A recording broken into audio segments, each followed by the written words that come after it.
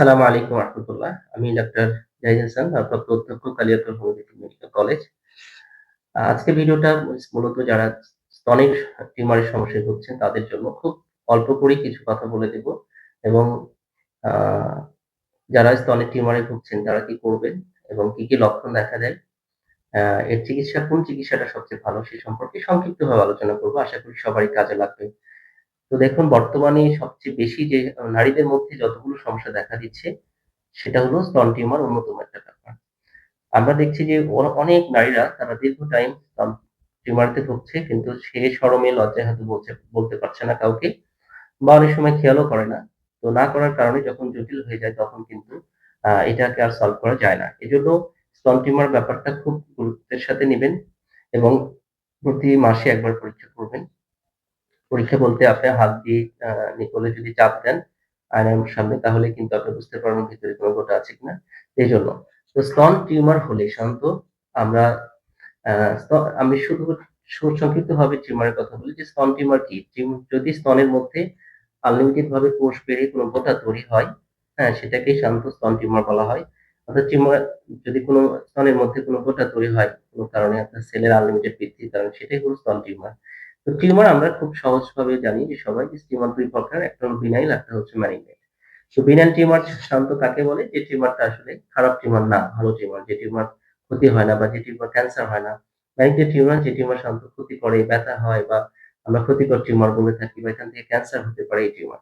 তাহলে আপনার টিউমারটা আসলে কোন ধরনের এটা কিন্তু পরীক্ষা-নিরীক্ষা ছাড়া যাচাই-বাছাই করা কঠিন।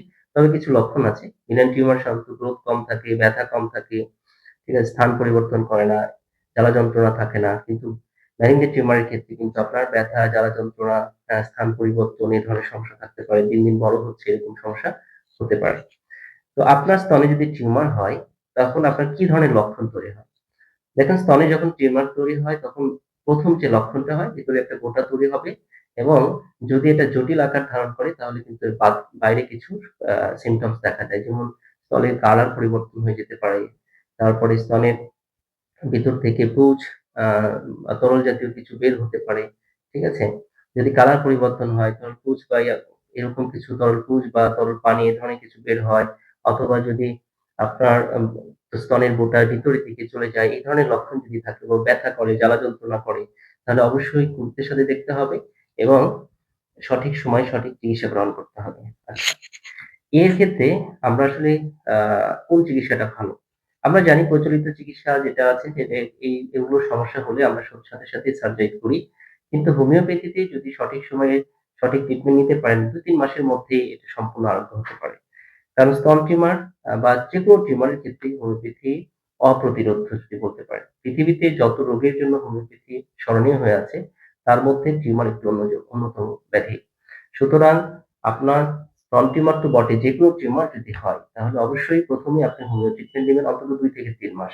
আশা করি টিউমারের যে লেভেল থাক, যদি সঠিক ঔষুধ এপ্লাই করা যায়, তাহলে যদি এটা ক্যান্সারের পর্যায়েও যায়, সেটাকেও কিন্তু রিকভারি করা সম্ভব এই হোমিওপ্যাথি মেডিসিনের মাধ্যমে। সুতরাং যদি আপনার দেখেন যে আপনার স্তনে কোন ধরনের গোটা বা টিউমার, সিরিয়াসলি আপনি ১ম থেকেই হোমিওপ্যাথি শুরু করেন। একজন অভিজ্ঞ চিকিৎসকের তত্ত্বাবধানে ইনশাআল্লাহ ভালো পরিবর্তন পাবেন এবং খুব ভালো ফলাফল পাবেন ২-৩ মাসের মধ্যে। একটা হচ্ছে যে আ অনেকে সার্জারি করেন ফার্স্ট টাইমেই। দেখা গেছে সার্জারি করার পরে কিন্তু আবার দেখা দিতে পারে। এইজন্য সাথে সার্জারি নাই। অবশ্যই পরীক্ষা-নিরীক্ষা করতে পারেন সেটা নিয়ে কোন আপত্তি নেই। কিন্তু আপনি হোমিও চিকিৎসা শুরু করেন। সঠিক হোমিও চিকিৎসা করলে খুব দ্রুত রিকভারি করা সম্ভব ইনশাআল্লাহ। তো হোমিওপ্যাথিতে বেশ কিছু মেডিসিন আছে। হোমিওপ্যাথির মূল কথা হচ্ছে লক্ষণ অনুযায়ী যেকোনো মেডিসিনই আপনার কার্যকর করতে পারে।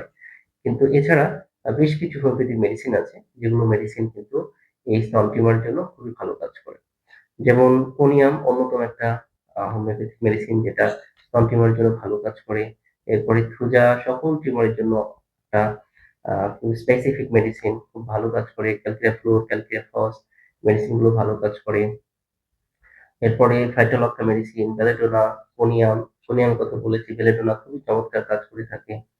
হাইড্রোলক্কা মেডিসিন খুবই চমৎকার কাজটা করে থাকে। এ ধরনের আ এটা শুধু লক্ষণ মিলাতে হবে। লক্ষণ মিলিয়ে যদি সঠিক সময়ে সঠিক ওষুধ দেওয়া যায়, তাহলে কিন্তু আ অবশ্যই এটা যেকোনো ধরনের টিউমার কিন্তু আরোগ্য হওয়া সম্ভব। আর স্তন টিউমার খুব দ্রুত আরোগ্য হবে ইনশাআল্লাহ। তো প্রিয় মা ও বোন যারা এই ধরনের সমস্যায় ভুগছেন, তারা আ যেকোনো বিষয়ে পরামর্শের জন্য বা টিউমারের যেকোনো বিষয়ে পরামর্শের জন্য আমাদের সাথে যোগাযোগ করতে পারেন স্ক্রিনে দেওয়া নাম্বারে। তো কথা হবে অন্য কোনো ভিডিওতে অন্য কোনো বিষয় নিয়ে। সবাই ভালো থাকবেন, সুস্থ থাকবেন। আল্লাহ হাফেজ।